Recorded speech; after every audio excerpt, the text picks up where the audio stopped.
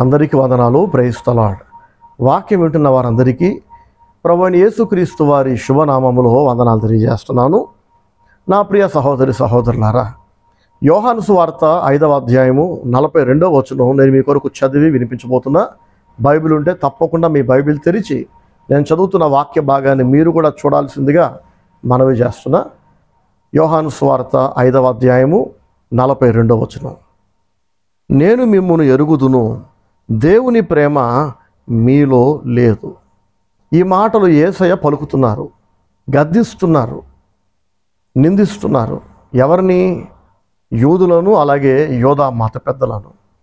ఎందుకని ఈ మాటల చేత గద్దించాల్సి వచ్చింది అని అంటే, యేసు ప్రభు కాలంలోని మత పెద్దలు అలాగే వాళ్ళ అనుచరులైన యూదులు మనుషులందరి ఎదుట దేవునికి భయపడుతున్నట్టు నటించేవాళ్ళు. కానీ వాళ్ళ దగ్గర దేవుని భయం లేదు. వారిలో అస్సలు రవ్వంత కూడా దేవుని భయం లేదు. బయటికి మాత్రం భయం ఉన్నట్టు నటించేవాళ్ళు.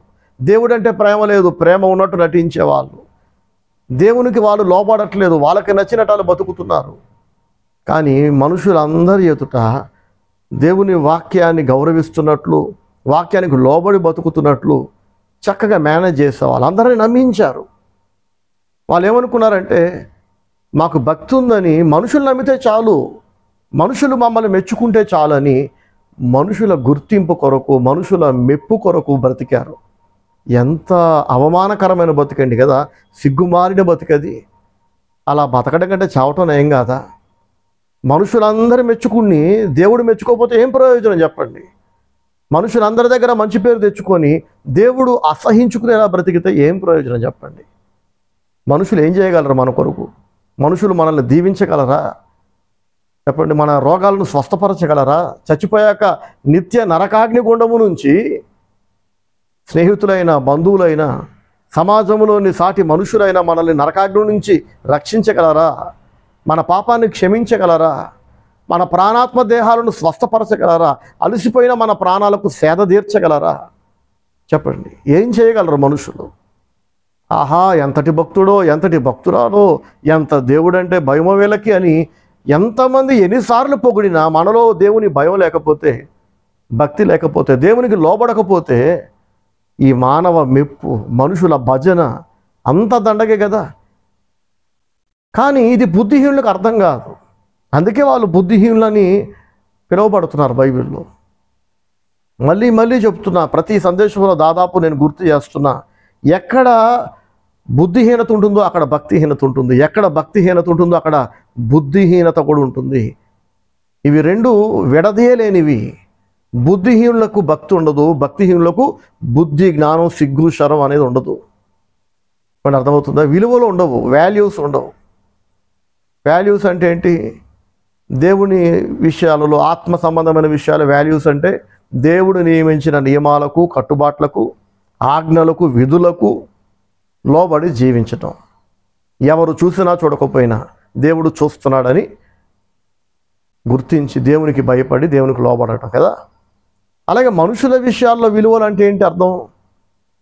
సభ్య సమాజం నియమించుకున్న కొన్ని పద్ధతులు, దేవుని వాక్యం ఖండించని పద్ధతులు, మరి మూఢాచారాలు, మూఢనమ్మకాల గురించి కాదు నేను చెప్పేది.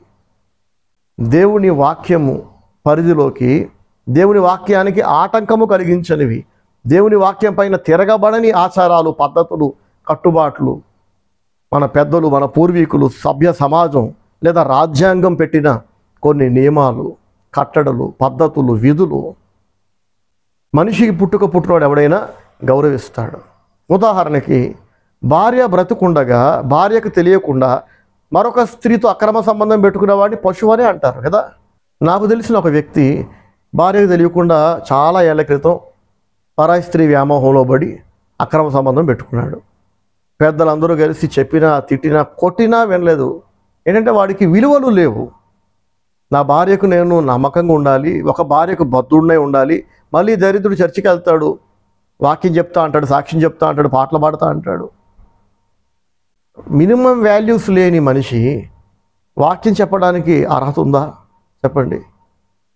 భార్య బ్రతుకుండగా భార్యను మోసం చేయడం తప్పు, దేవుని బాధ పెట్టడం తప్పు, దేవుని వాక్యం మీద తిరగబడడం తప్పు అన్న బుద్ధి జ్ఞానం లేని వ్యక్తికి వాక్యోపదేశం చేసే అవకాశం మనం ఇవ్వచ్చా చెప్పండి? సరే, ఏదో మొత్తానికి ఇరువైపులా పెద్దలు, భార్య వైపు భర్త వైపు పెద్దలు అందరూ కలిసి వాడిని తిట్టి కొట్టి పోలీస్ కేసు పెట్టి ఆ అక్రమ సంబంధం నుంచి విడిపించారు.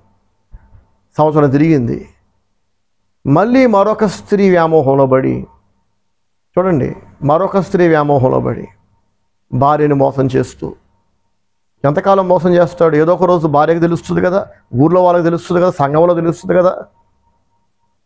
మంచోళ్ళు అయితే తిట్టి వదిలేస్తారు, చెడ్డోళ్ళు అయితే బట్టలు చినిగేలాగా తంతారు పట్టుకొని. ఎన్నిసార్లు తిట్టాలి, ఎన్నిసార్లు తన్నాలి, ఎన్నిసార్లు బట్టలు చినగాలి, ఎన్నిసార్లు పరువు పోవాలి? ఈ సిగ్గుమాలినోడికి మాత్రం ఆడపిచ్చి పోవట్ల, స్త్రీ వ్యామోహం పోవట్ల. అందరూ కలిసి చేల్చి చెప్పేశారు భార్యకి, చూడమ్మా, నీ భర్తకి నువ్వంటే ప్రేమ లేదు, నా భార్యని మోసం చేయకూడదన్న విలువలు లేవు వీడికి, వీడు ఒక పశువు. కుక్క నయం ఏం కాదు, కుక్క కాబట్టి 10 కుక్కలతో తిరుగుతుంది. వీడు మనిషి పుట్టుక పుట్టి మనిషి రూపంలో ఉండి భార్యను మోసం చేస్తూ, భార్య బిడ్డలకు ద్రోహం చేస్తూ, దేవునికి ద్రోహం చేస్తూ, సభ్య సమాజము నియమించుకున్న కొన్ని విలువలు, పద్ధతులు, కట్టుబాట్లను గౌరవించకుండా, దేవుని వాక్యంలో దేవుడు ఆజ్ఞాపించిన ఆజ్ఞలకు విలువ ఇవ్వకుండా, వాటికి లోబడకుండా వాడికి ఏదనిపిస్తే చేస్తూ పోతున్నాడు. కుక్కగా కంటే హీనంగా బతుకుతున్నాడు. వీడిని ఎన్నిసార్లు తిడతాం, ఎన్నిసార్లు కొడతాం, ఎన్నిసార్లు వీడికి పరువు పైన ఇంకెప్పుడు సిగ్గు వస్తుందంటే, వాడికి పరువు లేదు, నీతి లేదు, విలువలు లేవు, సిగ్గు శరం లేదు. ఒక అమ్మాయిని విడిపిస్తే ఇంకో అమ్మాయిని తగులుకున్నాడు. ఈ ఊర్లో ఉంటే మళ్ళీ ఆ పాత కాంటాక్ట్స్కి అతుక్కుంటాడేమో, మళ్ళీ రీకనెక్ట్ అవుతాడేమో అని చెప్పి వేరే ఊరు తీసుకెళ్ళిపోయారు భర్తని. ఆ కొత్త ఊర్లో మళ్ళీ కొత్త దరిద్రం, మళ్ళీ ఇంకొక అమ్మాయి వెంటబడితే, ఇంకో అక్రమ సంబంధం పెట్టుకుంటే వీడిని ఎవరు మార్చగలరు చెప్పండి? దేవుడంటే ప్రేమ ఉన్నవాడు ఇలా చేస్తాడా? దేవుడంటే భక్తి భయం ఉన్నవాడు ఇలా దిగజారుతాడా? భార్య బిడ్డల మీద ప్రేమ ఉన్నవాడు ఇలా చేస్తాడా? అనుకోకుండా పొరపాటున ఎవరో పరాయి స్త్రీ పనిన ఉచ్చులో ట్రాప్లో పడ్డవాడు ఒకసారి విడిపిస్తే రెండోసారి జాగ్రత్తగా ఉంటాడు కదా. ఇలాంటి వ్యక్తి గురించే విలువలు లేని మనిషి ఒక దేవునికి, ఒక భార్యకి, కొన్ని విలువలకు, ఏమండి, దేవుడు పెట్టిన నియమాలకు, మనుషులు పెట్టుకున్న కట్టుబాట్లకు, రాజ్యాంగం నియమించిన కొన్ని ఆజ్ఞలకు విలువిచ్చి వాటికి లోబడి బ్రతికే వాళ్ళని మనుషులు అంటాం, దేవునికి లోబడి బతికే వాళ్ళని భక్తులు అంటాం. మరి ఇలా దిగజారి బతికే వ్యక్తిని ఏమనాలి? పశువు అనకపోతే ఏమంటాం? యేసు ప్రభు కాలంలోని యూదులు, అలాగే మత పెద్దలు, యూదులు అంటే అందరు యూదులు కాదండి, మత పెద్దల ప్రేరేపణలో బ్రతుకుతున్న యూదులు, మత పెద్దల బోధలకు లోబడి జీవిస్తున్న యూదులు. దేవుడు ఏం చెప్పాడో వాళ్ళకి అక్కర్లా. మత పెద్దలు వీరికి ఏదో కొన్ని డబ్బులో లేదా ఏదో పనికొచ్చే వాళ్ళకి ప్రయోజనకరమైనవి ఇస్తున్నారు అంతే. లోక సంబంధమైన ప్రయోజనాలకు ఆశించి ఈ యూదులు, అలాగే మత పెద్దలు విలువలకు తిరోధకాలు ఇచ్చేసి, అంటే విలువలు వదిలేసి, గాలికి వదిలేసి, దేవుడు ఏం చెప్పాడు వాళ్ళకి అక్కర్లా, సభ్య సమాజం ఏం చెప్పిందో ఇంకా అక్కర్లేదు, వాళ్ళకి ఏదనిపిస్తే చేసుకుంటూ బతుకుతున్నారు. ఇక్కడ ఒక ప్రశ్న ఏంటంటే, ఇంత చెప్పుకున్న ఒక సహోదరుడు కావచ్చు, అలాంటి స్త్రీలను కూడా నేను చూసా. భర్త ఉండగా భర్తకు తెలియకుండా పరాయి పురుషులతో అక్రమ సంబంధాలు, ఒకరిని తెంచితే మళ్ళీ ఇంకొకరిని, ఒక వేశ్యలా బతికే స్త్రీలు, పురుషులు. ఎందుకు ఇలాంటి మనుషులు మనకు కనబడుతున్నారు విలువలు లేకుండా? ఎన్నేళ్ళు అయిపోయినా, 5 ఏళ్ళు, 10 ఏళ్ళు, 20 ఏళ్ళు వీళ్ళు మారరు, అలాగే చచ్చిపోతారు. కారణం ఏంటంటే వీళ్ళకి వాల్యూస్ లేవు, విలువలు లేవు. దేవుడు అంటే విలువ లేదు, మనుషులంటే విలువ లేదు, భార్య అంటే విలువ ఉండదు, పిల్లలంటే విలువ ఉండదు, భర్త అంటే విలువలు ఉండవు. ఒక సంఘానికి వెళ్తున్న వాళ్ళు అనుకోండి, చర్చ్ అంటే వాల్యూ ఉండదు, పాస్టర్ గారు అంటే వాల్యూ ఉండదు. ఇక దేవుడికే విలువ ఇవ్వని వాళ్ళు సంఘానికి, సంఘ కాపరికి విలువ ఇస్తారా చెప్పండి? సో యేసు ప్రభు దానికి రిప్లై ఇస్తున్నాడు, మీ గురించి నాకు తెలుసు, మీరు ఎందుకు ఇలా ఉన్నారంటే విలువలు లేకుండా, మీలో దేవుని ప్రేమ లేదు అని ఆయన సూటిగా వారి భక్తిహీనతకు, వంకరతనానికి కారణం చెప్తున్నాడు. ఆయన దేవుని ప్రేమ ఎవరిలో ఉంటుందో వాళ్ళు విలువలు కలిగి బతుకుతారు. క్రైస్తవుడు హల్లెలూయా. దేవుని ప్రేమ ఎవరిలో ఉండదో వాళ్ళు విలువలు గాలికి వదిలేసి బతుకుతారు. అర్థమవుతుందండి? దేవుని ప్రేమ ఉన్నప్పుడు మనుషులు నీతి న్యాయాలు ధర్మాన్ని ప్రేమిస్తారు, గౌరవిస్తారు, సత్యమే మాట్లాడతారు. దేవుని ప్రేమ ఉన్న వ్యక్తులు తగ్గి ఉంటారు, క్షమించడానికి ఇష్టపడతారు. చాలామంది చూడండి ఎగిరెగిరి పడుతుంటారు, అక్కడంత మ్యాటర్ ఉండదు. గర్వాన్ని ప్రదర్శించాల్సిన యోగ్యతలు అర్హతలు అన్నీ ఉంటే కూడా యోగ్యులు ఎల్లప్పుడూ తగ్గి ఉంటారు. ఏ యోగ్యత లేకపోయినా, ఏ అర్హత లేకపోయినా కొందరు ఎగిరెగిరి పడుతుంటారు. మాటలో, చూపులో, ప్రవర్తనలో గర్వం, డంబం. రీజన్ ఏంటంటే వాళ్ళలో దేవుని ప్రేమ లేదు. దేవుని ప్రేమ లేదు అంటే మరి ఏముందంటే లోకము మీద ప్రేమ ఉంది, లోకాశలపైన ప్రేమ ఉంది. కొందరు క్షమించడానికి ఇష్టపడరు. ఎందుకు విడిపోవాలో 100 కారణాలు చెప్తారు. కలిసి ఉండడానికి దేవుడు 1000 కారణాలు చెప్పినా వీళ్ళకి అక్కర్లే. ఏదో ఒక కారణంతో మనుషులపైన పగ సాధించడానికి, ద్వేషించడానికి, దూరం పెంచుకోవడానికి, బంధాలు తెంచుకోవడానికి కారణాలు, సాకులు చెబుతూ ఉంటారు. ఎందుకు విడిపోయానంటే, ఎందుకు క్షమించట్లేదంటే, ఎందుకు దూరంగా ఉంటున్నానంటే, ఎందుకు రానివ్వట్లేదంటే, నేను ఎందుకు వెళ్ళట్లేదంటే అని సొల్లు కారణాలు 100ల కొద్దీ చెప్తారు. దేవుడేమో ఎందుకు క్షమించాలో, ఎందుకు ఇంకో అవకాశం ఇవ్వాలో, అనేక అవకాశాలు ఇవ్వాలో, అనేక సార్లు క్షమించాలో, ఎందుకు భరించాలో దేవుడు తన వాక్యములో వేలాది సార్లు చెబితే ఇవి వాళ్ళ చెవులకు ఎక్కవు. రీజన్ ఏంటంటే విలువలు లేవు. ఎందుకు విలువలు లేవంటే దేవుని ప్రేమ లేదు. ఒక మనిషి మన పట్ల తప్పుగా నడుచుకుంటే తర్వాత పశ్చాత్తాపంతో వస్తే, నేను చేసింది తప్పే, నేను అలా చేయకుండా ఉండాల్సింది మీ పట్ల అని వాళ్ళు పశ్చాత్తాపంతో కనుక సిగ్గుపడుతూ వస్తే తప్పక క్షమించాలి. ఒక అవకాశం ఏంటి, అనేక అవకాశాలు ఇవ్వాలి. చూడండి, ఒకరోజు పేతురు అడిగాడట యేసు ప్రభుని. మత్తయి సువార్త 18వ అధ్యాయము 21 నుంచి నేను చదువుతున్నా. ఆ సమయమున పేతురు ఆయన యొద్దకు వచ్చి, ప్రభువా, నా సహోదరుడు నా యొడల తప్పిదము చేసిన యొడల నేను ఎన్ని మారులు అతని క్షమింపవలను? 7 మారుల మట్టుక అని అడిగాను.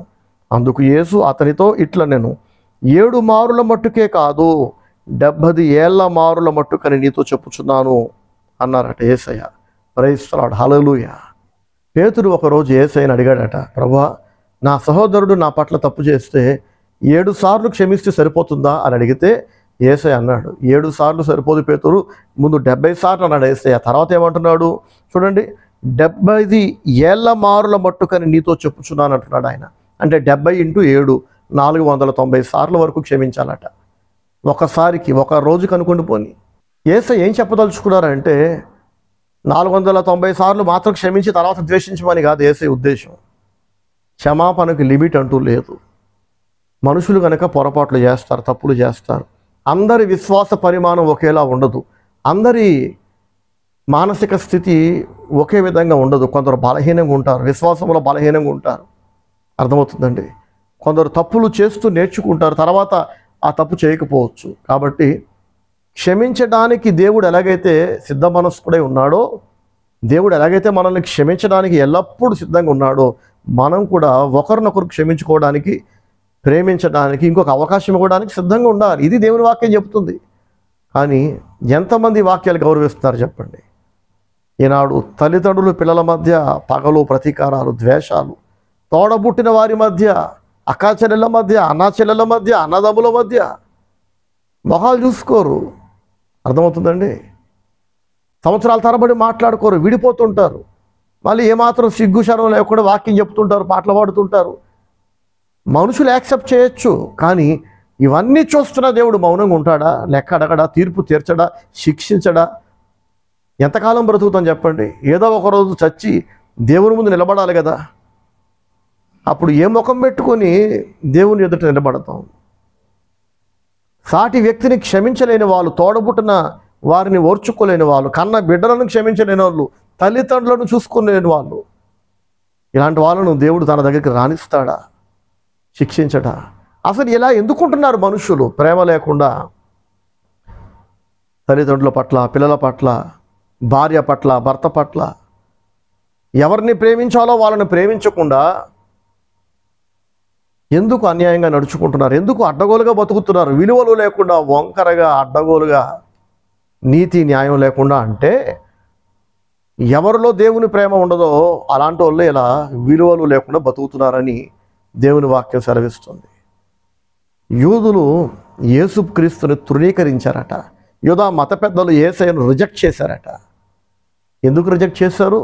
ఆయనలో పాపం ఉందా అంటే పాపము లేని జన్మ, పాపము లేని జీవితం. ఆయన అందరికీ మేలే చేశాడు, చచ్చిన వాళ్ళని బతికించాడు, అందరికీ అన్నం పెట్టాడు, కుష్ఠరోగులను స్వస్థపరిచాడు, గుడ్డోళ్ళకి కళ్ళు ఇచ్చాడు, కుంటోళ్ళకి కాళ్ళు ఇచ్చాడు. ఏ కారణాన్ని బట్టి మీరు నన్ను ద్వేషిస్తున్నారని యేసయ్య అడిగితే జవాబు లేదు వాళ్ళ దగ్గర. నేను ద్వేషిస్తావు అంతే, నువ్వు మాకు వద్దు అని రిజెక్ట్ చేస్తున్నారు బ్లంట్గా. రీజన్ ఏంటి అంటే రీజన్ లేదు చెప్పడానికి, ఏదైనా ఉంటే కదా. మరి ఏంటి కారణం? ఎందుకు ద్వేషిస్తున్నారంటే వారిలో దేవుని ప్రేమ లేదు. దేవుని ప్రేమ కలిగిన వ్యక్తులు నీతిగా, న్యాయంగా, ధర్మంగా నడుచుకుంటారు. దేవుడు నియమించిన కట్టడాలకు, ధర్మానికి లోబడి జీవిస్తారు. సభ్య సమాజం నియమించుకున్న కట్టుబాట్లు, విలువలకు లోబడి బతుకుతారు, వాటిని గౌరవిస్తారు. ఎవరిలో దేవుని ప్రేమ ఉండదో వాళ్ళకి విలువలు ఉండవు, కట్టుబాట్లు ఉండవు, క్రమశిక్షణ ఉండదు, ఒక డిసిప్లైన్ లైఫ్ ఉండదు. అందరం కుడి చేత్తో అన్నం తింటాం, ఎవడైనా ఎడం చేత్తో అన్నం తింటాడు అనుకోండి, ఎందుకురా ఎడం చేత్తో తింటాం అంటే నా అన్నం నా ఇష్టం, ఎడం చేత్తో తింటా.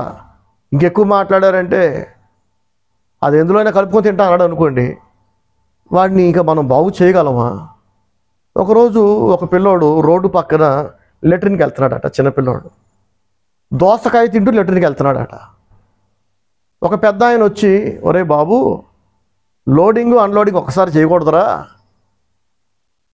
నువ్వు లెట్రిన్కి వెళ్తున్నావు కదా, నీ పని పూర్తయ్యాక ఇంటికి వెళ్ళి అప్పుడు తిను దోసకాయ, తినద్దు అనట్లే కానీ తినే పద్ధతి ఇది కాదు అని చెప్తే వాడు కోపం వచ్చిందంట పిల్లోడికి. నా దోసకాయ నా ఇష్టం, లెట్రిన్కి వెళ్తూ తింటా, ఇంకెక్కువ మాట్లాడావంటే ఆ లెట్రిన్లో ముంచుకొని తింటా అన్నాడు అంటాడు. ఎందుకు వచ్చింది, వీడు అన్నంత పని చేసినా చేస్తాడు, తినేవాడికి లేకపోయినా చూసే మనకు ఉండాలి కదా అని వెళ్ళిపోయాడట. ఇలాంటి వాళ్ళు ఎంతమందో యేసు ప్రభు కాలంలో కావచ్చు, మన కాలంలో కావచ్చు. యేసయ్య అంటున్నాడు, మీరు ఇలా ఎందుకున్నారంటే ఇలా విలువలు లేకుండా, నీతి లేకుండా, న్యాయం లేకుండా, ధర్మము లేకుండా, క్రమశిక్షణ లేకుండా ఎందుకున్నారంటే మీ గురించి నాకు తెలుసు. అందరికీ తెలియకపోవచ్చు, మనుషులందరినీ మీరు మోసం చేయొచ్చు, నమ్మించవచ్చు, భక్తున్నట్టు, భయం ఉన్నట్టు, దేవుడంటే ప్రేమ ఉన్నట్టు, దేవునికి లోబడుతున్నట్లు. కానీ నాకు తెలుసు మీ గురించి. అందరినీ మోసం చేసినట్టు మీరు నన్ను మోసం చేయలేరు. నేను మిమ్మల్ని ఎరుగుదును, మీ గురించి నాకు తెలుసు. దేవుని ప్రేమ మీలో లేదు అని యేసయ్య అంటున్నాడు. నా ప్రియ సహోదరి సహోదరులారా, మీలో దేవుని ప్రేమ ఉందా? దేవుని ప్రేమ మీలో గనక ఉంటే మీకు క్రమశిక్షణ ఉంటుంది, ఒక డిసిప్లైన్డ్ క్రిస్టియన్ లైఫ్ ఉంటుంది. క్రమశిక్షణ లేకుండా, అడ్డగోలుగా, విలువలు లేకుండా, నీతి లేకుండా. నీతి అంటే ఏంటి? ఒక భార్యకు బద్ధుడై ఉండటం, ఒక భర్తకు బద్ధురాలై ఉండటం, దేవునికి భయపడి, దేవునికి లోబడి, సమాజాన్ని గౌరవించి, చట్టాలను గౌరవించి, ఇలా విలువలు కలిగి బతకటం. దేవుని ప్రేమ లేని వ్యక్తులలో నీతి ఉండదు కనుక వారికి పరాయి స్త్రీ వ్యామోహం ఉంటుంది, పరాయి పురుషుల వ్యామోహం ఉంటుంది. భర్తలను భార్యలు మోసం చేస్తారు, అలాంటి వాళ్ళు. భార్యలను భర్తలు మోసం చేస్తారు, దేవుని ప్రేమ లేని వాళ్ళు. ఎందుకంటే వాళ్ళకి దేవుడు అంటే ప్రేమ ఉండదు, భార్య అంటే ప్రేమ ఉండదు, సాటి మనుషులంటే రెస్పెక్ట్ ఉండదు, వాళ్ళ ఫీలింగ్స్తో వీళ్ళకి పని ఉండదు, వాళ్ళ మీద వాళ్ళకి ప్రేమ ఉంటుంది. ఒక జంతువులాగా, ఒక కుక్కలాగా, ఒక పందిలాగా, ఒక పశువులా బతుకుతుంటారు. ఒక కుక్క మరొక కుక్క ఫీలింగ్స్ గురించి ఆలోచిస్తుందా? బురదలో తొలిగే ఒక పంది నేను ఇలా చేస్తే, అలా చేస్తే ఇంకొక పంది హట్ అవుతుందేమో, ఫీల్ అవుతుందేమో అని ఆలోచిస్తుందా? సేమ్ ఇలాగే జంతువుల్లాగా, పశువుల్లాగా, బురదలో దొరికే ఒక పందిలాగా, కుక్కలాగా ఇతరుల ఫీలింగ్స్ గురించి, ఎమోషన్స్ గురించి, భావాలు, భావోద్రేకాల గురించి ఆలోచన లేకుండా వారి స్వార్థం మాత్రమే చూసుకుంటూ, వారి ప్రయోజనం మాత్రమే చూసుకుంటూ, దేవుడు ఏమనుకున్నా నాకు పర్వాలా, దేవుడు బాధపడ్డా, కోపం తెచ్చుకున్నా, తర్వాత దేవుడు మొత్తినా, శిక్షించినా, ఏం చేసినా పర్వాలా, ఇప్పుడు మాత్రం నేను అనుకుంది చేసేయాలి, నాకు నచ్చింది చేసేయాలి. ఇది క్రమం కాదురా అంటే అక్రమమైనా పర్వాలా, దేవుడు తంతాడరా అంటే తర్వాత దేవుడు తనినా పర్వాలా, ఇప్పుడు నాకు నచ్చింది నేను చేసేయాలి. అలాంటి వాళ్ళని దేవుడు మొత్తి చంపాడు. ఎవరిని? దేవుడు తంతాడంటే భయం లేదు. మొండిగా, మూర్ఖంగా, బలుపుగా రాంగ్ రూట్లో పరిగెడుతుంటారు చూడండి. ఒక బిలాము కావచ్చు, కత్తివాత హతమాయను, ఒక నాబాలు కావచ్చు. తెలియకేం కాదండి, వాళ్ళు తెలిసే బుద్ధిపూర్వకంగా దేవుని మీద తిరగబడ్డారు, మనుషులకు ద్రోహం చేశారు, దేవునికి ద్రోహం చేశారు. సౌలు రాజైనా, కయీన్ అయినా, మనం చెప్పుకుంటూ పోతే కొత్త నిబంధనలో ఆననీయ, సప్పెరైనా, హేరోదు రాజైనా, తెలియనోడికి చెప్తాం, అన్నీ తెలిసిన వాళ్ళకి ఏం చెప్తాం? ఇంకా వాళ్ళ కర్మకాలు వదిలేయటం తప్ప చెప్పడానికి ఏమీ లేదు, మాట్లాడడానికి ఏమి ఉండదు ఇంకా కదా. కొందరు దేవుడు శిక్షిస్తాడు, దేవుడు మొత్తుతాడు అని అంటే తర్వాత సంగతి తర్వాత అండి. ఇప్పుడు నాకు ఇది తినాలనిపించింది, నేను తినేస్తా. ఇలా బ్రతకాలనిపించింది, బతికేస్తా. ఇలా చేయాలనిపించింది, ఇలా చేసేస్తా. మొండిగా వెళ్ళిపోతారు. తర్వాత ఏమవుతుందంటే దేవుడు శిక్షిస్తాడు, దేవుడు మొత్తుతాడు. చనిపోయిన తర్వాత దేవుడు నిత్య నరకాగ్ని గుండంలో బారేస్తాడు, తన దగ్గరికి రానివ్వడు. మరి ఎందుకని అన్నీ తెలిసి గద్దించిన, హెచ్చరించిన మనుషులు కొందరు నీతిని, న్యాయాన్ని, ధర్మాన్ని, క్రమశిక్షణను ఎందుకు ప్రేమించరు? విలువలు కలిగి ఎందుకు బ్రతకరు? అన్నీ తెలుసు అయినా చేస్తుంటే మనం చెప్తాం, గద్దిస్తాం, అయినా మారరు. ఎందుకు మారరు? ఎందుకు అలాగే చనిపోతున్నారు? చచ్చిపోయి అలాగే నరకానికి ఎందుకు వెళ్ళిపోతున్నారంటే వారిలో దేవుని ప్రేమ లేదు.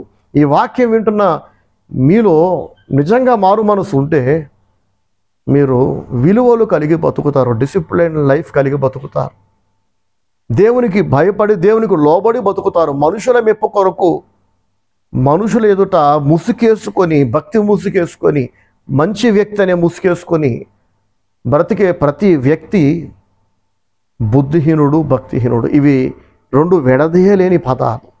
ఎక్కడ భక్తి ఉండదో అక్కడ బుద్ధిహీనత ఉంటుంది, ఎక్కడ బుద్ధిహీనత ఉంటుందో అక్కడ భక్తిహీనత, వంకరతనము, క్రమశిక్షణ లేని బ్రతుకుంటుంది. మీలో దేవుని ప్రేమ లేదు అని యేసయ్య అంటున్నాడు. దేవుని ప్రేమ లేని వ్యక్తులలో జాలి కూడా ఉండదండి, కనికరం ఉండదు. ఇంత చెప్పుకున్న ఉదాహరణ మళ్ళీ చెప్పుకుందాం.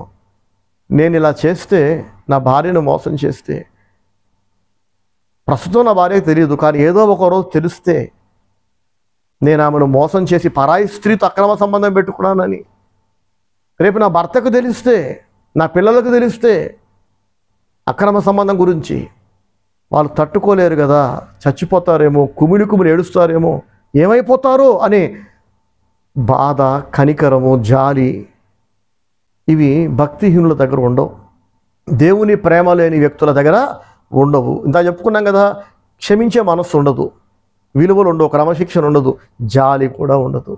దేవుడేమో ప్రతిరోజు నూతనంగా మన పట్ల ఆయన జాలిని, కనికరాన్ని, వాత్సల్యాన్ని చూపిస్తున్నాడట. ప్రైజ్-ది-లార్డ్, హల్లెలూయా. ఒకవేళ ప్రతిరోజు నూతనంగా ఆయన మన పట్ల ఈ జాలి, కృప, కనికరాలు చూపించకపోతే, వాత్సల్యాన్ని చూపించకపోతే మనం ఎప్పుడో నశించిపోయే వాళ్ళం కదా.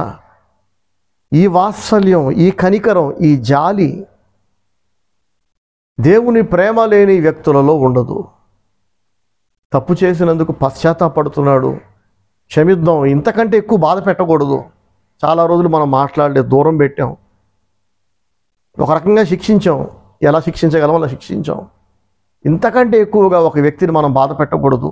తప్పు చేశానని ఒప్పుకుంటున్నాడు కదా, బాధపడుతున్నాడు కదా, క్షమిద్దాం. మళ్ళీ తప్పు చేశాడు, మళ్ళీ బాధపడ్డాడు, మళ్ళీ క్షమిద్దాం. క్షమిస్తే పోయిందేముంది? ఈసారి జాగ్రత్తగా ఉండాలి, మనం నష్టపోకుండా. ఈ జాలి, అయ్యో అనే జాలి, పాపం అనే జాలి, పాపం నా భార్య, నేను మోసం చేయకూడదు, తెలిస్తే తట్టుకోలేదు అనే ఈ కనికరం భార్య మీద ఇలాంటి పాపిష్టి వెధవలకు ఉండదు, దరిద్రులకు ఉండదు.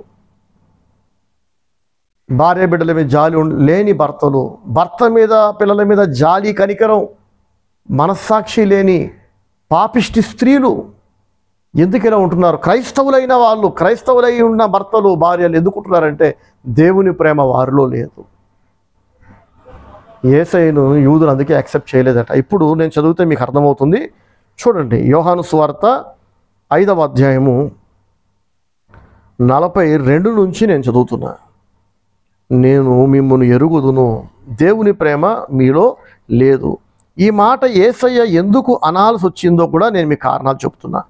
చూడండి, అదే యోహాను సువార్తలో 5వ అధ్యాయము 39 నుంచి నేను చదువుతున్నా. లేఖనముల యందు మీకు నిత్య జీవము కలదని తలంచుచు వాటిని పరిశోధించుచున్నారు. అవే నన్ను గూర్చి సాక్ష్యమిచ్చుచున్నవి. అయితే మీకు జీవము కలుగునట్లు మీరు నా యొద్దకు రానొల్లరు. చూసారా, లేఖనాలలో నిత్య జీవం ఉందని వాటిని పరిశోధిస్తున్నారు. అయితే ఆ లేఖనాలు, ఆ దేవుని వాక్య గ్రంథాలే నా గురించి సాక్ష్యం ఇస్తున్నాయి. మీరు లేఖనాలు చదువుతారు, నా దగ్గరికి రారు. ఆ లేఖనాలు ఏమో నా గురించి చెప్తున్నాయి అంటున్నాడు యేసయ్య. మీరు నా యొద్దకు రానొల్లరు, రావడానికి మీరు ఇష్టపడరు. ఇంకేమంటున్నాడు ఆయన? 43వ వచనం చూడండి. నేను నా తండ్రి నామమున వచ్చి ఉన్నాను, మీరు నన్ను అంగీకరింపరు. మరి ఒకడు తన నామమున వచ్చిన యెడల వానిని అంగీకరింతురు. చూడండి, యేసయ్య ఎంతో స్పష్టంగా చెప్తున్నారు. నా తండ్రి నామమున నేను వస్తే మీరు నన్ను యాక్సెప్ట్ చేయట్లేదు, మరి ఒకడు తన నామమున వస్తే వాడిని యాక్సెప్ట్ చేస్తున్నారు అంటున్నాడు యేసయ్య. దీని అర్థం ఏంటంటే, నన్ను తండ్రి పంపాడు కానీ మీరు నన్ను యాక్సెప్ట్ చేయట్లేదు. మరి ఒకడిని తండ్రి పంపకపోయినా, దేవుడు బాగోపోయినా, వాడు తనంతట తానుగా ప్రవక్తగా చెప్పుకొని, దేవుని సేవకుడిగా చెప్పుకొని వస్తే, అలాంటి ఒక దొంగ సేవకుడిని, దొంగ ప్రవక్తను మీరు స్వీకరిస్తున్నారు, వాడిని నెత్తిని పెట్టుకుంటున్నారు, హెచ్చిస్తున్నారు, సపోర్ట్ చేస్తున్నారు. దేవుడు పంపిన వాడినేమో తృణీకరిస్తున్నారు అని యేసయ్య అంటున్నాడు. ఎందుకు ఇన్ని పెంట పనులు చేస్తున్నారు వీళ్ళు? దేవుడు పంపిన వాడినేమో తృణీకరిస్తున్నారు, దేవుడు పంపకపోయినా తనంతట తానుగా వచ్చిన ఒక దొంగనేమో ఎందుకు స్వీకరిస్తున్నారంటే వాళ్ళలో దేవుని ప్రేమ లేదు. అందుకే అంటున్నాడు యేసయ్య, ఎందుకు ఇన్ని అవలక్షణాలు ఉన్నాయంటే మీ దగ్గర, మీలో దేవుని ప్రేమ లేదు. లేఖనాలు ధ్యానిస్తారు, లేఖనాలన్నీ యేసు వైపే చూపిస్తున్నాయి. అయితే మీరు లేఖనాలు చదువుతారు కానీ యేసును మాత్రం తృణీకరిస్తారు, స్వీకరించరు. ఎందుకంటే మీలో దేవుని ప్రేమ లేదు. బైబిల్ చదువుతూ ఉండి కూడా మార్పు లేని వాళ్ళందరూ ఈ కోవలోకి వస్తారు. రోజు బైబిల్ చదువుతారు, రోజు ప్రార్థన చేస్తారు, దేవుడు అంటారు, ప్రార్థన అంటారు, కళలు, దర్శనాలు, ప్రవచనాలు, అబ్బో బుర్ర తింటారు ఇంకా ఐస్ క్రీమ్ తిన్నట్టు. మార్పు లేని వ్యక్తి ఎంత బైబిల్ చదివితే ఏం ప్రయోజనం? విలువలు లేని వ్యక్తి, క్రమశిక్షణ లేని వ్యక్తి,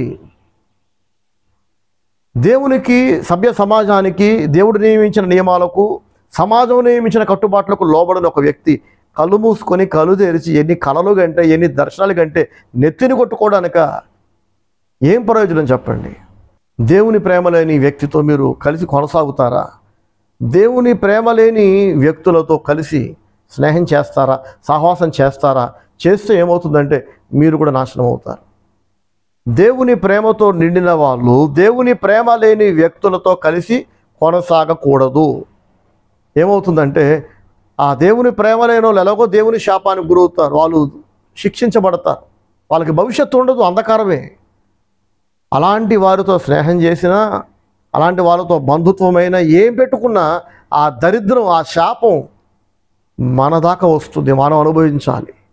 ఒక శాపగ్రస్తుడితో, ఒక శాపగ్రస్తురాలితో, దేవునికి లోబడని వ్యక్తితో, విలువలు లేని, క్రమశిక్షణ లేని వ్యక్తులతో కొనసాగితే ఖచ్చితంగా ఆ దరిద్రం మనకు చుట్టుకుంటుంది. మనం చేసిన తప్పులకి మనం శిక్ష అనుభవిస్తే అక్కడికే ఎక్కువ. ఇంకెవడెవడో చేసిన తప్పులన్నిటికీ ఆ శిక్ష కూడా మళ్ళీ మన నెత్తి మీద పడితే అవసరమా ఈ దరిద్రం అంతా చెప్పండి? చాలామంది అడుగుతుంటారు, ఎందుకు బ్రదర్ మేము ఎంత మంచుకున్నా దెబ్బతింటున్నాం, మాకు ఎందుకు నెమ్మది లేదు, ఎందుకు స్వస్థత లేదు, ఎందుకు మాకు భవిష్యత్తు కనబడట్లా, ఎందుకు అన్ని తలుపులు మూసుకుపోయినాయి అంటే మీరు మంచోళ్ళే, మీకు వాల్యూస్ ఉన్నాయి, మీకు క్రమశిక్షణ ఉంది. కానీ క్రమశిక్షణ లేని, విలువలు లేని, ఒక పంది లాంటి, ఒక కుక్క లాంటి నీతి లేని, విలువలు లేని వ్యక్తిని స్నేహితుడిగానో బంధువుగానో మీరు కలుగున్నారు. ఆ వ్యక్తి వలన మీరు నష్టపోతున్నారు. ఆ వ్యక్తి చేస్తున్న తప్పులకు మీరు అనుభవిస్తున్నారు. ఆ వ్యక్తి పైన రగులుకుంటున్న దేవుని కోపానికి, ఉగ్రత మీరు నష్టపోతున్నారు వాటి వల్ల. దీనికి ఏంటి పరిష్కారం అంటే, అలాంటి వ్యక్తులతో తెగతెంపులు చేసుకోండి. వాడెంత గొప్ప స్నేహితుడైనా, ఎంత దగ్గర బంధువు అయినా, మీ రక్త సంబంధైన, కులస్తుడైనా ఖచ్చితంగా మీరు దెబ్బతింటారు. దీనికి వేరే ప్రత్యామ్నాయం లేదు. There is no replacement for such kind of people. నిర్ద్వందంగా, కసాయిగా, కఠినంగా ఇలాంటి విలువలు లేని, క్రమశిక్షణ లేని వ్యక్తులు, దేవుని ప్రేమ లేని వ్యక్తులతో బంధాలు తెంచుకుంటేనే మనకి భవిష్యత్తు ఉంటుంది, నెమ్మది ఉంటుంది, ఆరోగ్యం ఉంటుంది. లేకపోతే ఇక దేవుడు కూడా మనల్ని కాపాడలేడు. ఇంకా యేసయ్య అంటున్నాడు చూడండి, యోహాను సువార్త 5వ అధ్యాయము 44వ వచనం చదువుతున్నా. అద్వితీయ దేవుని వలన వచ్చు మెప్పును కొరక ఒకరి వలన ఒకడు మెప్పు పొందుచున్న మీరు ఎలాగూ నమ్మగలరు? చూసారా, యేసయ్య అంటున్నాడు, దేవుని వలన వచ్చే మెప్పు మీరు కోరకుండా ఒకని వలన ఒకడికి వచ్చే మెప్పును మీరు కోరుకుంటున్నారు. ఆడొచ్చి వీడిని మెచ్చుకుంటాడు, వీడెళ్ళి ఆడిని మెచ్చుకుంటాడు. ఇద్దరిని దేవుడు మెచ్చుకోడు. నువ్వు నన్ను పొగడరా, నేను నిన్ను పొగుడుతా. నేను నీ భజన చేస్తా, నువ్వు నా భజన చేయి. నేను నిన్ను హెచ్చించి మాట్లాడతా, నువ్వు నన్ను హెచ్చించి మాట్లాడు. మనుషుల మెప్పు కోరేవాళ్ళు, మనుషుల దగ్గర గుర్తింపు కోరేవాళ్ళు, కేవలం మనుషులను సంతోషపెట్టడానికి బతికేవాళ్ళు, తమ్మును తాము సంతోషపెట్టుకోవడానికి బతికేవాళ్ళు దేవుణ్ణి సంతోషపెట్టలేరు. దేవుణ్ణి సంతోషమే పాటనో లేక మనుషుల సంతోషాలంటే ఎవరికి న్యాయంగా వీళ్ళు ప్రేమ, అనురాగం, బాధ్యతలు అన్నీ అందించాలో ఇక వాళ్ళ గురించి ఆలోచన ఉండదు. ఇంకా యేసయ్య అంటున్నారు, మీరు ఎందుకు నమ్మట్లేదంటే, ఎందుకు లోబడట్లేదంటే, మీలో ఎందుకు మార్పు లేదంటే మీరు దేవుని మెప్పును కోరే వ్యక్తులు కాదు. ఇంకో 10 ఏళ్ళైనా మీలో మార్పు ఉండదు. రీజన్ ఏంటంటే దేవుని గురించిన ధ్యాస మీకు లేదు. దేవుని మెప్పు మీరు కోరట్లేదు, మనుషుల మెప్పే కోరుతున్నారు. సరే, ఎవరిలోనైతే దేవుని ప్రేమ ఉండదో అలాంటి వారిలో విలువలు ఉండవు, క్రమశిక్షణ ఉండదు, క్షమాపణ ఉండదు, పవిత్రత ఉండదు, నీతి, న్యాయం, ధర్మం, సత్యం లాంటివి ఏవి ఉండవు. వాళ్ళకి అవి పట్టవు. చెప్పినా వినరు, దేవుడు తనినా వినరు, దేవుడు చంపినా వినరు. అలాగే బ్రతుకుతారు, అలాగే చచ్చిపోతారు. మారినట్టు నటిస్తారంతే మనుషుల దగ్గర. కానీ దేవుడు అంతరంగాన్ని చూసే దేవుడు కదా. సో మరి ఇలాంటి మార్పు లేని వ్యక్తులతో కలిసి ఉన్నప్పుడు ఎవరైనా దెబ్బతింటారు. ఒక్కొక్కసారి ఒక వ్యక్తి వలన ఒక కుటుంబం ఘోరంగా దెబ్బతింటూ ఉంటుంది. ఒక వ్యక్తి వలన ఒక వంశం దెబ్బతింటూ ఉంటుంది. ఏంటంటే ఒక శాపగ్రస్తుడిని, మారు మనస్సు లేని వ్యక్తి, మారని వ్యక్తి, తెలియక మారకపోవటం కాదు, అన్నీ తెలిసే మార్పు లేని వ్యక్తిని భరించటం వలన ఆ భరిస్తున్న వ్యక్తులు భవిష్యత్తు లేకుండా, ఏమండి, ఫ్యూచర్ లేకుండా పోతారు. వాళ్ళు ఘోరంగా దెబ్బతింటారు. ఇక దేవుడు కూడా వాళ్ళని కాపాడలేడు.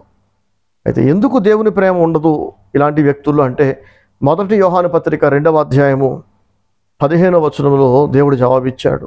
ఎవడైనాను లోకమును ప్రేమించిన యెడల తండ్రి ప్రేమ వానిలో ఉండదు. ఎవడైనా లోకాన్ని ప్రేమిస్తే వాడిలో తండ్రి ప్రేమ ఉండదట. లోకం అంటే దేవునికి ఇష్టంలేని ప్రపంచం, ఇష్టంలేని ఆలోచనలు, కోరికలు. అది తిండి కావచ్చు, బట్ట కావచ్చు, లైఫ్ స్టైల్ కావచ్చు, స్నేహాలు కావచ్చు, బంధుత్వాలు కావచ్చు, ఏదైనా కావచ్చు. దేవుడు వద్దన్నది, దేవుడు అసహించుకున్నది, దేవుడు ఖండించింది, దేవుడు దూరం పెట్టమన్న వాటిని మనం ప్రేమిస్తే ఇక దేవుని ప్రేమ మనలో ఉండదు. ఎవడైనాను లోకమును ప్రేమించిన యెడల వానిలో దేవుని ప్రేమ ఉండదు. దేవుని కంటే ఎక్కువగా లోకాన్ని, లోకాశలను, తిండిని, బట్టలు, సోకులు, షికార్లు, పాపిష్టి స్నేహాలు, ఇలాంటి వాటిని కోరుకునే వాళ్ళు ఇక దేవుని ఎలా ప్రేమించగలరు చెప్పండి? అందుకే వాళ్ళలో దేవుని ప్రేమ ఉండదు కనుక ఇలాంటి వ్యక్తులకు మారు మనసు ఉండదు, వాల్యూస్ ఉండవు, క్రమశిక్షణ ఉండదు. ఇట్లాంటి వాళ్ళందరూ నన్ను వదిలి వెళ్ళిపోవటం నేను గమనించా. ప్రభు నన్ను తన సేవకు పిలిచి 27 సంవత్సరాలు పూర్తయింది. 27 సంవత్సరాలు. ఈ 27 సంవత్సరాల సేవాకాలంలో ఎంతోమందిని నేను ప్రభు దగ్గరికి నడిపించా. ఎంతోమంది హృదయాలు దేవుని వైపు తిప్పా. ఎందరికో బాప్తిసాలు ఇచ్చా. అయితే ఎంతోమంది ఆ తర్వాత కాలంలో నన్ను వదిలి వెళ్ళిపోయారు కూడా. ఇలా నన్ను వద్దనుకొని వెళ్ళిపోయిన వారంతా ఈ లోకాన్ని ఎక్కువ ప్రేమించిన వాళ్ళే అనే తర్వాత నాకు అర్థమైంది. ఎందుకు వెళ్ళిపోయారు, వాళ్ళకి ఎందుకు ఇక్కడ ఉండబుద్ధి కాలేదు, ఎందుకు నేను నచ్చలేదు, ఎందుకు మన సంఘము పరిచర్య నచ్చలేదు అని ఆలోచిస్తే చాలామంది చెప్పిన జవాబు ఇదే. ఏంటంటే స్టీవెన్ అన్న దగ్గర ఆ పరిచర్యలో ఎంటర్టైన్మెంట్ ఉండదు, సరదా ఉండదు, విందులు వినోదాలు ఉండవు. ఏం కావాలంటే వాళ్ళకి సరదా కావాలంట, విందులు వినోదాలు కావాలంట, ఎంటర్టైన్మెంట్ కావాలంట. నేను దేవుని సేవకుడిని, దేవునికి లోబడమని, దేవుని ప్రేమించమని, దేవుని చిత్తాన్ని జరిగించమని, చనిపోయాక దేవుని చేరుకునేలా బ్రతకమని సిద్ధపరచడం నా పని. నేను ఎంటర్టైనర్ని కాదు, సీరియల్ యాక్టర్ని కాదు, సినిమా యాక్టర్ని కాదు. సీరియల్ యాక్టర్లు, సినిమా యాక్టర్లు వాళ్ళ పని ఎంటర్టైన్ చేయటం కదా. నా పని మనుషుల హృదయాలు దేవుని వైపు తిప్పటం. ఇది చాలామందికి నచ్చట్లా. చాలామందికి హడావిడి కావాలి, హంగు ఆర్భాటాలు కావాలి. ఒక సహోదరుడు అంటాడు నాతో, ఏంటన్నా మీరు వాక్యం చెప్పేటప్పుడు చర్చిలో వెనక వైపు కట్టెలు తప్ప ఇంకేం ఉండవు, మరి ఏం కావాలి బాబు నీకు అని అంటే, కాస్త అట్రాక్టివ్గా మనుషులను ఆకర్షించేలాగా, మనుషుల కళ్ళకు ఆకర్షణీయంగా ఉండేలాగా చక్కటి ఫోటోలు పెట్టి, యేసుప్రభు ఫోటోలు పెట్టండి. పేతురు మునిగిపోతుంటే పైకి లేపుతున్న ఫోటో ఒకటి పెట్టండి. సిలువలో యేసుప్రభు చనిపోయిన తర్వాత ఆయన పునరుద్ధానుడు అవుతున్న ఫోటో ఒకటి పెట్టండి. ఇంకా ఇలా రకరకాలుగా నన్ను అడిగితే నేను చెప్తానన్నా అంటున్నాడు. అసలు ఆ ఫోటోలు దేనికంటే, ఆ ఫోటోల కోసం చాలామంది వస్తారంట, అందరికీ నచ్చి చాలామంది వస్తారంట. చర్చ్ బ్యానర్ బయట అట్రాక్టివ్గా పెట్టండి, కలర్ఫుల్గా పెట్టండి, కళ్ళు మిరుముట్లు కొలిపేలా పెట్టండి. దేనికంటే అవి చూసి చాలామంది వస్తారంట. రేపు అవి లేకపోతే అందరూ వెళ్ళిపోతారు. వాక్యం కొరకు, ప్రార్థన కొరకు, పాటల కొరకు, దేవుని కొరకు వచ్చే వాళ్ళు ఉంటారు. దేవుడు వద్దు, నాకు సరదాలు కావాలి, షికార్లు కావాలి, ఎంటర్టైన్మెంట్ కావాలి అనుకున్న వాళ్ళు అవి ఎక్కడ దొరుకుతాయో అక్కడికి వెళ్ళిపోతారు. నిజమే, ఏ గుట్టి పక్షులు ఆ గుట్టికి వెళ్ళిపోవాలి. స్టీవెన్ శాస్త్రి మినిస్ట్రీస్లో మన పరిచర్యలో ఎంటర్టైన్మెంట్, మనుషులను ఎంటర్టైన్ చేసే పిచ్చి వేషాలు, పిచ్చి కథలు మన దగ్గర ఎప్పటికీ దొరకవు, ఎప్పటికీ ఉండవు. అవి కావాలనుకునే వాళ్ళు వెళ్ళిపోవాలి. ఎందుకంటే అలాంటి వాళ్ళు బాగుపడకపోగా మిగతా వాళ్ళని చెడగొడతారు. మళ్ళీ అలాంటి వాళ్ళు ఉండకపోతేనే మంచిది. దేవునికి భయపడని అనేక మంది వ్యక్తులతో కిటకిటలాడిపోయే బదులు దేవుడు కావాలి, దేవుని కోసం బ్రతకాలి, చనిపోయాక దేవుని చేరుకోవాలని మంచి మనసుతో వచ్చే వాళ్ళు కొంతమంది ఉన్నా వాళ్ళనే కదా ఏం చేసుకుంటాం, భక్తిహీనుల గుంపుని ఏం చేసుకుంటాం. దేవునికి లోబడని అనేక కుటుంబాలు మన దగ్గరకు వస్తే ఏం ప్రయోజనం చెప్పండి.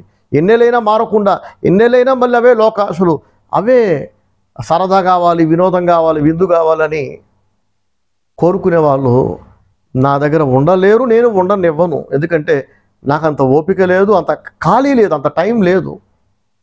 దేవుడు నాకు ఇచ్చిన టైం చాలా వాల్యుబుల్గా నేను భావిస్తాను. అది ఇంకెవరికైనా ఉపయోగపడుతుంది కదా. సో నా దగ్గరికి వచ్చే వాళ్ళైనా, నేను ఎవరి దగ్గరికైనా వెళ్ళాలనుకున్నా, దేవుని ప్రేమించే వాళ్ళు, దేవుడు నియమించిన క్రమశిక్షణ, దేవుడు నియమించిన కట్టుబాట్లు, విలువలు, పద్ధతులు, వీటికి విలువలిచ్చే వాళ్ళతోనే నేను కొనసాగుతా. వద్దు, దేవునికి భయపడని వ్యక్తులు వద్దు. కొన్నేళ్ల క్రితం ఏంటో ఈ స్టీవెన్ బ్రదరు, క్రిస్మస్ వస్తుంది, డ్రామాలు లేవు, డ్యాన్సులు లేవు, అందరికీ భోజనాలు లేవు, ప్రేమ విందులు లేవు, సరదాలు లేవు, ఎంటర్టైన్మెంట్ లేదు, లైటింగ్ లేదు, సున్నాలు లేవు. క్రిస్మస్ రోజు కూడా మళ్ళీ ప్రార్థన అంటాడు, వాక్యం అంటాడు, దేవుడు అంటాడు, దేవుని భయం అంటాడు, దేవునికి లోపడం అంటాడు. ఈయన మారడు. ఇంకా ఇక్కడ భక్తి తప్ప ఇంకేమీ లేదు, ఇక్కడ దేవుడు తప్ప ఇంకేం దొరకదు మనకి. ఏం కావాలి వాళ్ళకి? క్రిస్మస్ వస్తుంటే నెల రోజుల ముందు నుంచి హంగు, ఆర్భాటాలు, హడావిడి కావాలంట. పెద్ద పెద్ద శబ్దాలు, మైకులు, బోరలు, గుంపు గుంపులు, భారీ జనసమూహాలు కావాలంట. భారీ జనసమూహాలు బైబిల్ గ్రంథంలో ఏ ప్రవక్త దగ్గరైనా ఉన్నారా? ఆలోచించండి. దేవుడు పంపిన ప్రతి ప్రవక్త, నిష్టగా దేవుని సేవ చేసిన ప్రతి ప్రవక్త దగ్గర కొంతమంది అనుచరులు ఉన్నారు. కారణం ఏంటంటే దేవుడు కావాలనుకునే వాళ్ళు అన్ని కాలాల్లో కొంతమంది. సో ఆ కుటుంబం వాళ్ళకి పెద్దగా చదువు లేదు, పెద్ద ఉద్యోగాలు కాదు, అయినా వాళ్ళని ప్రేమించాను, అయినా అందరితో సమానంగా చూసాం. అతనేమో ఒక కాలేజ్ దగ్గర బయట వాచ్మెన్లో పనిచేస్తాడు భర్త, భార్య ఏమో అందరిలో పాచి పని చేసుకుంటూ ఉంటుంది. వీళ్ళని ఎవరు ప్రేమిస్తారు చెప్పండి? అందరిలో పాచి పని చేసుకునే ఒక పని మనిషిని ఎవరు ప్రేమిస్తారు? ఎవరు గౌరవిస్తారు? ఎవరు విలువిస్తారు చెప్పండి? నాలాంటి ఒక దైవజనుడు తప్ప అందరితో సమానంగా వాళ్ళకు కూడా కుర్చీ చేసాం. కులాన్ని బట్టి కానీ, వాళ్ళ ఆదాయాన్ని బట్టి, పేదరికాన్ని బట్టి వాళ్ళని ఎన్నడూ తక్కువ చేయలేదు. బ్రదర్, సిస్టర్ అని పిలిచాం. చదువుకున్న వాళ్ళు, జాబ్ చేసి రిటైర్ అయిన వాళ్ళు, వీళ్ళతో చక్కగా కలిసిపోయే వాళ్ళందరూ. వాళ్ళకి విసుకొచ్చేసిందంట, వాళ్ళు వేసారిపోయారట. ఏం చూసి విసిగిపోయారు, దేని వలన వేసారిపోయారంటే చెప్తున్నాం కదా, ఇక్కడ హడావిడి లేదు, లోక సంబంధమైన హడావిడి లేదు, మనుషులను ఆకర్షించే పిచ్చి కథలు లేవు. ఇక్కడ ఎల్లప్పుడూ దేవునికి నచ్చినట్టు, దేవుని ఆకర్షించడానికి, దేవుడు నాతో ఉండాలి, నా ఇంట్లో ఉండాలి, నా ఒంట్లో దేవుని ఆత్మ ఉండాలి, నా మనసులో దేవుడు ఉండాలి. ఇదే కదా ఇక్కడ ఎప్పుడు చెప్పేది. ఇది భక్తి కేంద్రం. ఇక్కడ భక్తి తప్ప ఇంకేం ఉండదు.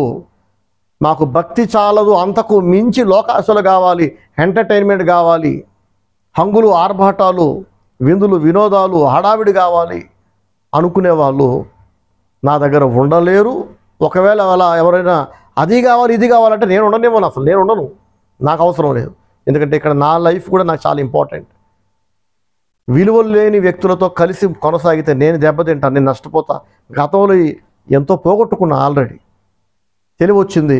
ఇప్పుడు ఒక్కరోజు ఒక క్షణము కూడా అలాంటి వ్యక్తులతో కలిసి ఉండడానికి నేను సిద్ధంగా లేను. గతంలో చేసిన తప్పు ఇక మళ్ళీ చేయదలుచుకోలేదు. ఇంకా ఉంటారా, ఉంటే విలువలు కలిగి బతకండి, క్రమశిక్షణ కలిగి బతకండి, దేవునికి లోబడండి, కుటుంబానికి నమ్మకంగా ఉండండి, సంఘానికి నమ్మకంగా ఉండండి, పరిచర్యకు నమ్మకంగా ఉండండి. అబ్బే మాకు నమ్మకంగా ఉండడం అనేది మాకు చేత కదండి, అది మా రక్తం లేదు, విశ్వాసఘాతకం, మోసం, నమ్మకద్రోహం ఇవే మాకు వచ్చండి, అదే మా బ్లడ్లో ఉంది, మా బ్రెయిన్లో ఉందంటే అలాంటి వాళ్ళకి ఖుదాఫిజ్ వెళ్ళిపోమని చెప్పటమే, పంపించేయటమే. ఇంకా మీకు నచ్చినట్టు బతకండి, కానీ ఇక్కడ మాత్రం వద్దు. ఎందుకంటే ఇది పవిత్రమైన పరిచర్య.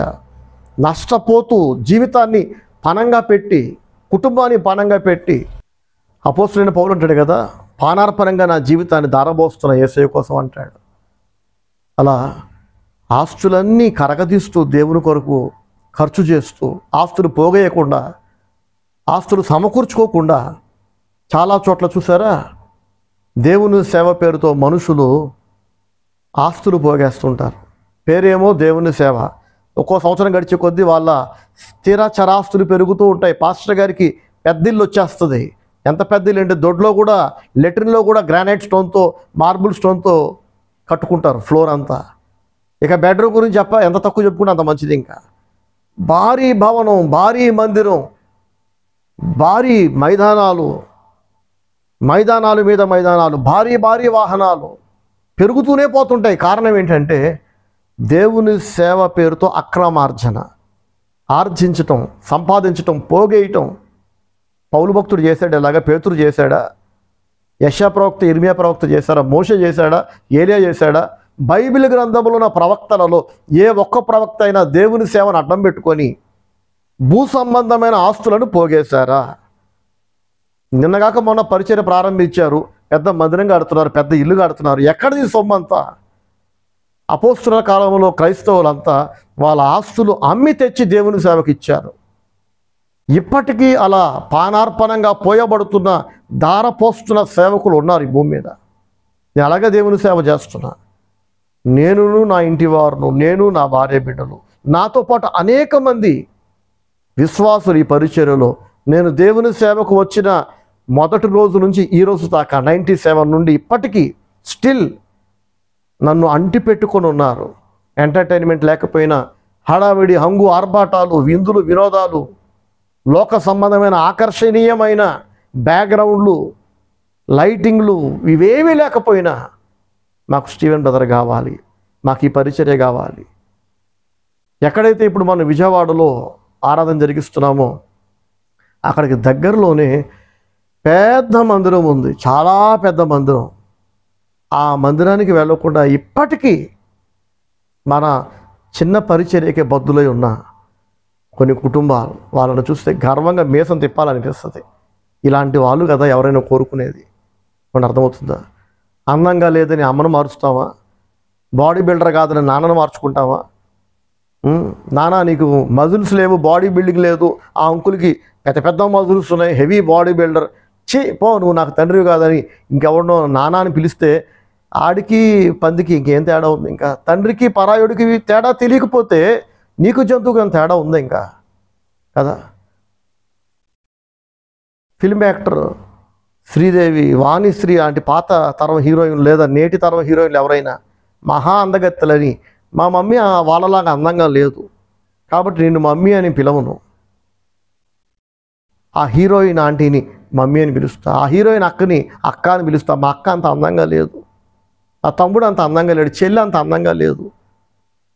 అందంగా లేదని అక్కడ మారుస్తావా, చెల్లిని మారుస్తావా, భార్యని మారుస్తావా, భర్తను మారుస్తావా, తండ్రిని మారుస్తావా? మార్చే దరిద్రులు ఉన్నారు. సరే, ఏదేమైనా ఒక కుటుంబం కాదని వెళ్ళిపోయారు. చాలామంది వెళ్ళిపోయారు గతంలో 27 సంవత్సరాల్లో. ఒక కుటుంబం లేటెస్ట్గా రీసెంట్ ఇయర్స్లో జరిగింది చెప్తున్నా మీకు. వెళ్ళిపోయారు. ఆ వెళ్ళిపోయిన టైమింగ్ కూడా చూడండి. వాళ్ళకి దేవుడిచ్చిన కుమారుల్లో ఒక కుమారుడికి గవర్నమెంట్ జాబ్ వచ్చిందట. ఆ నెక్స్ట్ వీక్ నుంచి చర్చి రావటం ఆగిపోయారు. గవర్నమెంట్ జాబ్ దేవుడు ఇవ్వటం దేవుని తప్ప, జాబ్ రావాలి బ్రదర్ ప్రార్థన చేయండి అని నా చేత ప్రార్థన చేయించుకుంటే నేను ప్రార్థన చేయటం నా తప్ప. వాడికి జాబ్ రానంత వరకు చర్చికి వచ్చారు. నేనే బాప్తిసం ఇచ్చా విజయవాడ కృష్ణానదిలో, ఫోటోలు ఉన్నాయి. జాబ్ వచ్చింది, మరుసటి వారం నుంచి కుటుంబం సంఘానికి రావడం ఆగిపోయారు. పెద్ద అబ్బాయి ఫోన్ చేసి అంటాడు, అన్న పాస్టర్ గారు మా అమ్మ నాన్న చేసిన తప్పే, వాళ్ళు అలా చేయకూడదు, నేను వాళ్ళని గద్దించాను కానీ వాళ్ళు నా మాట వినట్లేదు.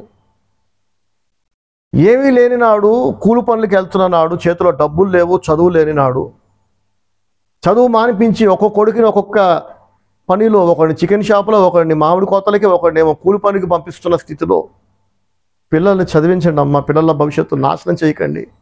తప్పు అని దేవుని సేవకుడిగా నేను వాళ్ళకి కౌన్సిలింగ్ ఇచ్చి, గైడెన్స్ ఇచ్చి, అందరూ పిల్లలు చదువుకోలేలాగా వాళ్ళని ప్రేరేపించి, మోటివేట్ చేసి, మొండిగా వాళ్ళ చదువులు పూర్తయ్యేలాగా ఎంతో వాళ్ళకి మేలు చేశా.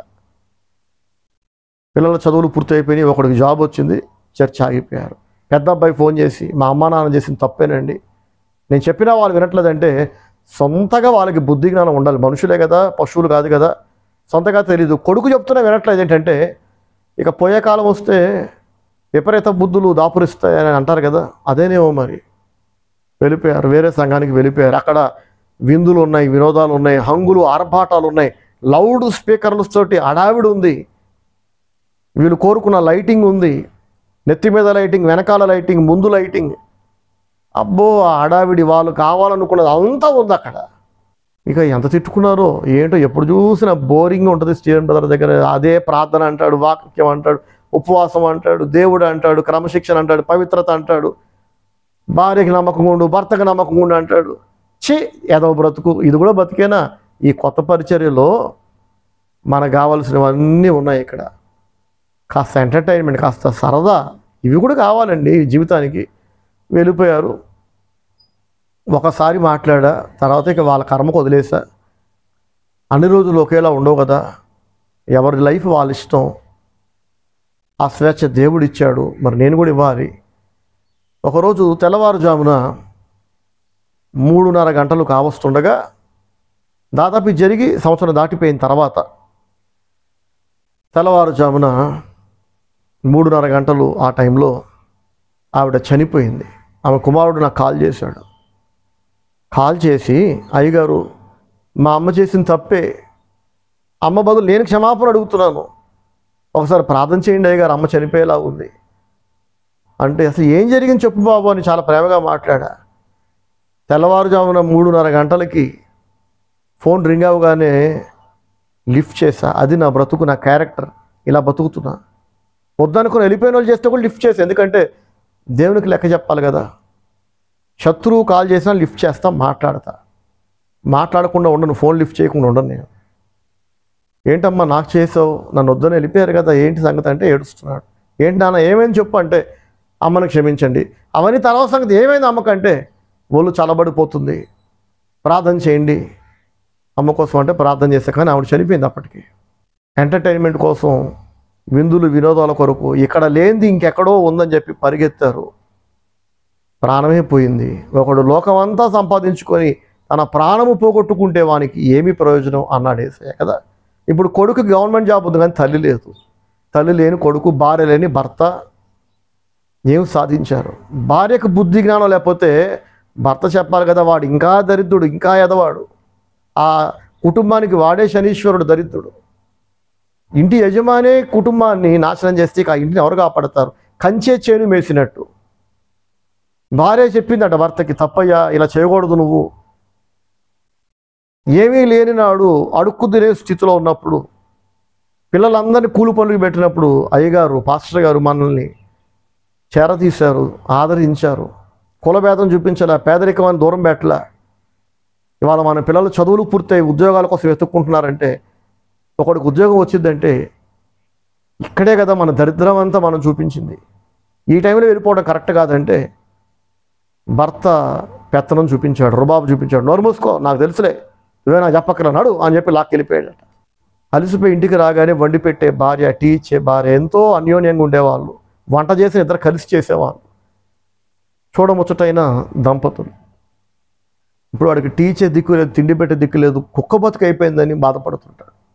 నా ప్రియ సహోదరి సహోదరులారా, క్రమశిక్షణ లేకుండా బ్రతికే బ్రతుకు ఇలాగే ఎండ్ అవుతుందండి. విలువలు లేకుండా బ్రతికితే, దేవుని భయం విడిచిపెట్టి నీతి, న్యాయము, సత్యము ఇలాంటి విలువలు లేకుండా కనుక మనం బ్రతికితే డిజాస్ట్రస్గా మన లైఫ్ ఎండ్ అవుతుంది. చరిత్రహీనులుగా మిగిలిపోతాం మనం. సో దేవుని ప్రేమ ఎందుకు లేదు అని అంటే, లోకాశలు ఎక్కువగా ఉంటే దేవుని ప్రేమ ఉండదు. దేవుని ప్రేమ లేకపోతే లోకాశలు ఉంటాయి. మొదటి యోహాను పత్రికలు అదే రాస్తుంది. ఎవడైనను 2వ అధ్యాయం 15వ వచనం, ఎవడైనను లోకమును ప్రేమించిన ఎడల తండ్రి ప్రేమ వానిలో ఉండదు. మరి లోకము అంటే ఏంటంటే అది మరొక రోజు నేను చెప్తా వివరంగా. ఇప్పటికే చాలా సమయం అయిపోయింది కనుక ఏది ఏమైనా వాక్యం ముగించే ముందు మరొకసారి నేను చెప్తున్నా, సాక్షాత్తు పరిశుద్ధాత్మ వలన జన్మించిన యేసుక్రీస్తు లోకానికి వస్తే ఆయన్నే తృణీకరించారు యూదులు, యోధా మత పెద్దలు. నువ్వు మాకొద్దు అన్నారు. యేసే అంటాడు, ఒరే లేఖనాలు చదువుతున్నారు, అవే నన్ను చూపిస్తున్నారా? మీరు లేఖనాలు చదువుతారు కానీ ఆ లేఖనాలు చూపిస్తున్నారు, నన్ను వద్దంటున్నారు ఏంటి అని చెప్పినా వాళ్ళు వినలేదు. ఏంటంటే వారిలో దేవుని ప్రేమ లేదు. దేవుని ప్రేమ లేదు, దేవునికి చోటు లేదు, దేవుని భయం లేదు. ఉన్నదంతా డబ్బు పిచ్చి, తిండి పిచ్చి, శరీర కోరికలు, లోక సంబంధమైన కోరికలు. ఇది వాస్తవం, ఇది అంతరంగంలో ఉన్న సత్యం. కానీ బయటికి మనుషులు ఎదుట మాత్రం దేవుడు అంటే భయం ఉన్నట్టు, భక్తి ఉన్నట్టు ఒక మాయా ముసుకేసుకొని, మాస్క్ వేసుకొని ఆనాటి యూదులు, మత పెద్దలు బతికారు. ఏం సాధించారు చెప్పండి? యేసుప్రభుని సిలువ వేసి చంపారు. ఆఖరికి 3వ రోజు తిరిగి లేచాడు ఆయన. మరి తీర్పు రోజు వీళ్ళు దేవునికి లెక్క చెప్పాలి కదా, శిక్ష అనుభవించాలి కదా. ఆనాడే కాదు, ఈనాడు కూడా ఎంతోమందిని నేను చూస్తున్నా. 27 సంవత్సరాలకు పైగా దేవుని సేవలోనే నా యవన కాలం అంతా గడిచిపోయింది. ఇప్పుడు నడి వయసు వచ్చింది. ఇప్పుడు 45 సంవత్సరాలు నిండాయి నాకు. 46వ సంవత్సరం. 27 సంవత్సరాలు దేవుని సేవలో గడిచిపోయింది. సినిమాలు చూస్తూ కాదు, అమ్మాయిలు వెంటబడుతూ కాదు, పిచ్చి వేషాలు వేస్తూ కాదు, వాక్యం చెప్తూ, బాప్తిసాలు ఇస్తూ, ప్రార్థన చేస్తూ, ఇతరుల కన్నీటిని తుడుస్తూ, ఎన్నో కుటుంబాలు నిలబెడుతూ, ఎందరు హృదయాలను దేవుని వైపు తిప్పుతూ, పెళ్ళికి ముందు ఒంటరిగా, పెళ్ళి అయ్యాక నా భార్యతో, పిల్లలు పుట్టాక పిల్లలతో కలిసి, ఇప్పుడు నేను నా కుటుంబం దేవుని సేవలో కొనసాగుతున్నాం. ఎంతోమందిని చూసా, మార్పు లేని వ్యక్తులు, మారకుండానే చనిపోయిన వాళ్ళు, మారినట్టు నటించిన వాళ్ళు. ఈ వాక్యం వింటున్న మీలో ఎవరైనా ఒకవేళ అలా నటిస్తున్న వాళ్ళు కనుక ఉంటే, మీకు భక్తి కంటే ఎక్కువగా వినోదం కావాలా, విందులు కావాలా, ఎంటర్టైన్మెంట్ కావాలా? వాక్యం, ప్రార్థన, భక్తి, దేవుడు, దేవుని వాక్యం ఇవి కాకుండా ఏంటో మంచి లైటింగ్ లేదు ఈ చర్చ్లో, ఏసీ లేదు ఈ చర్చ్లో, హడావిడి లేదు ఈ చర్చ్లో. వచ్చింది దేనికి అసలు? నువ్వు బార్బర్ షాప్కి వెళ్తే హెయిర్ కట్ చేయించుకుంటాం కదండి, గడ్డం గీయించుకుంటాం. అక్కడికి వెళ్ళి ఒక మంచి బిర్యానీ తెచ్చిపెట్టి బాబు అంటే ఆడు ఎక్కడ చేస్తాడు చెప్పండి? మంచి హోటల్కి వెళ్తే ఇడ్లీయో టీయో అక్కడ ఏం దొరుకుతుందో తినాలి. అక్కడికి వెళ్ళి నా హెయిర్ కట్ చేయమంటే ఆడు ఎక్కడ చేస్తాడు చెప్పండి? మీరు నా దగ్గరికి వస్తే ఇక్కడ భక్తి, దేవుడు, నీతి, న్యాయం, ధర్మం, సత్యం మీకు దొరుకుతాయి. దేవుడు దొరికితే మీకు స్వస్థత ఉంటుంది, మనశ్శాంతి ఉంటుంది, మీ పిల్లలకు భవిష్యత్తు ఉంటుంది, చచ్చాక పరలోకం దొరుకుతుంది. దేవుడు లేని ఆనందాలు, దేవుడు లేని హంగులు, ఆర్భాటాలు, విందులు, వినోదాలు అవి చచ్చాక నరకాగ్ని పాలు చేస్తాయి. బతికుండగా కూడా మీ జీవితాన్ని నరకప్రాయంగా మారుస్తాయి, మనశ్శాంతి లేకుండా చేస్తాయి, ఆరోగ్యం లేకుండా చేస్తాయి, ఏక మనస్సు లేకుండా చేస్తాయి. ఒకరు జుట్టు ఒకరు పట్టుకొని, తిట్టుకొని, తనుకొని, కుక్కల్లా కరుచుకునేలాగా కొంపలు సైతాన్ని మారుస్తాడు దేవునికి చోటు లేకపోతే. సరే, ప్రభు మనందరికీ సహాయం చేయనుగాక. God bless you all. Praise the Lord. Amen.